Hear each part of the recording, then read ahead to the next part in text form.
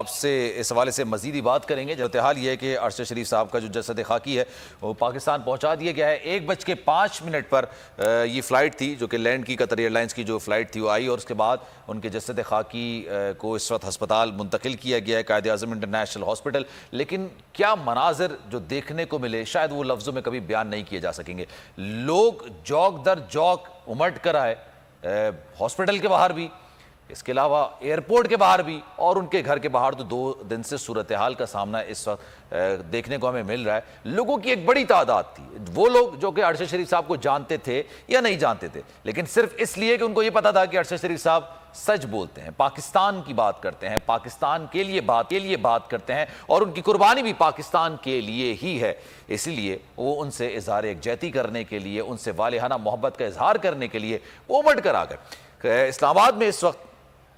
3:30 پونے 4 بجے کا ٹائم اس وقت ہو رہا ہے، اور 1 بجے جب یہ جسد خاکی ان کا آیا تھا تو لوگوں کی ایک بڑی تعداد تھی، اتنا بڑا قافلہ تھا، اتنا بڑا مجمع تھا۔ یقین جانیے وہاں پر جو لوگ موجود تھے وہ اکثر لوگ یہ بات کر رہے تھے کہ کسی کو اتنا زیادہ عزت ملتے ہوئے نہیں دیکھا ہے۔ جو انہوں نے الفاظ اپنے بیان کیے، لوگ ارشد شریف سے والہانہ محبت کر رہے تھے۔ پھر جیسی ایمبولنس آئی تو پھولوں کی پتیاں نچاور کی گئیں۔ یہ مناظر ایک طرف آپ دیکھ سکتے ہیں، ایمبولنس جس میں ارشد شریف صاحب کا جسد خاکی رکھا گیا ہے اس پر پھولوں کی پتیاں نچاور کی گئی تھیں، اور دوسری طرف ارشد شریف صاحب کا جو جسد خاکی ہے وہ ایمبولنس کے اندر موجود ہے۔ آپ اس وقت مناظر اپنی ٹی وی اسکرینز پر دیکھ سکتے ہیں۔ جو صورتحال ہے وہ یہ، اور اس وقت قائد اعظم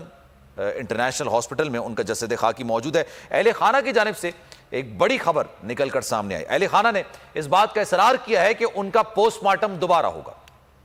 اس سے پہلے بھی غالباً ان کا پوسٹ مارٹم ہو چکا ہے، کینیا میں ان کا پوسٹ مارٹم کیا گیا تھا، لیکن اس کی رپورٹ ابھی تک نکل کر سامنے نہیں آئی۔ کتنی دور سے گولی ماری گئی، کون سی گولی ماری گئی، کیا صورتحال تھی، موت کی وجہ کیا بنی، یہ تمام چیزیں وہاں کی جو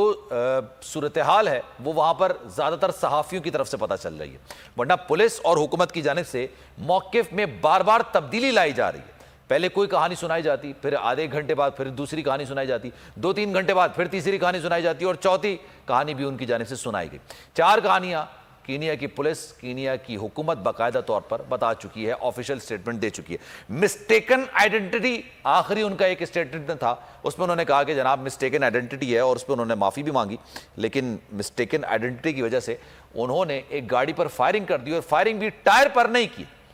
ڈرائیور پہ نہیں کیے، جو گاڑی چلا رہا تھا شخص، اس کے بارے میں جو اطلاع نکل کر سامنے آئی ہے وہ یہ نکل کر سامنے آئی ہے کہ وہ ابھی تک محفوظ ہے، اس کو کسی قسم کی کوئی خراش، کسی قسم کی کوئی چوٹ، کسی قسم کی کوئی انجری نہیں آئی ہے۔ یعنی ٹارگٹ کیا گیا، ارشد شریف صاحب کو ٹارگٹ کر کے باقاعدہ طور پر شہید کیا گیا۔ یہ جو منظر آپ دیکھ سکتے ہیں، یقین جانیے آج جس کو دیکھا وہ رو رہا تھا، بھلے اس کے آنسو نکل رہے ہوں نہیں نکل رہے ہوں، لیکن وہ رو رہا تھا، اس کا دل رو رہا تھا۔ یہ جو منظر ہے آپ اس وقت دیکھ سکتے ہیں، اور اس میں بے حسی کا مظاہرہ حکومت کی جانب سے کچھ اس طرح سے کیا گیا کہ پہلے تو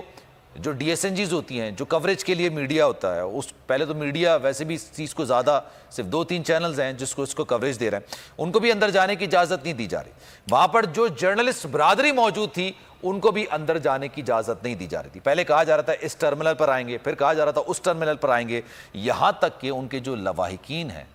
ارشد شریف صاحب کے جو گھر والے ہیں، ان کی جو بیوہ ہیں، ان کے جو یتیم بچے ہیں، ان تک کے ساتھ بھی یہی رویہ رکھا گیا، جس کا اظہار انہوں نے خود، ان کی بیوہ نے ٹویٹ کر کے کیا ہے کہ جس طرح کا آج رویہ ہمارے ساتھ رکھا گیا ہے وہ انتہائی ناقابل قبول ہے۔ پھر جناب ان کی طرف سے ایک بڑی خبر نکل کر سامنے آئی، اور وہ خبر یہ تھی کہ جناب پمس میں انہوں نے یہ اظہار کیا ہے، خواہش کا اظہار کیا ہے کہ ارشد شریف صاحب کا جو پوسٹ مارٹم ہے وہ پمس میں کرایا جائے گا، پمس میں ہوگا، اور غالباً جو ابھی تک کی اطلاعات ہیں، ابھی 4 بجنے والے، پونے 4 کا وقت ہو رہا ہے، تقریباً 1-1.5 گھنٹے بعد ان کا پوسٹ مارٹم کرایا جائے گا، اور اس کے بعد ساری صورتحال واضح ہو جائے گی، کیونکہ اہل خانہ کو یہ پتا ہے، اس ماں کو یہ پتا ہے جس نے اپنا پہلا جو بیٹا تھا اس کو بھی،